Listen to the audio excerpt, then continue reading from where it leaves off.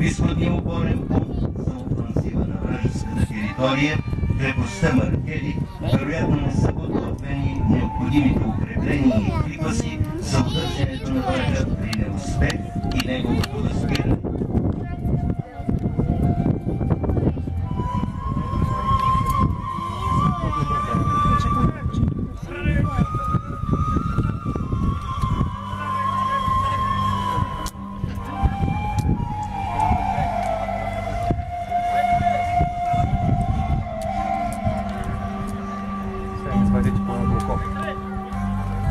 Всичко това довежда до стратегическо преследване от страна на българите чак до Константинопол и овладяване на неприятелските територии.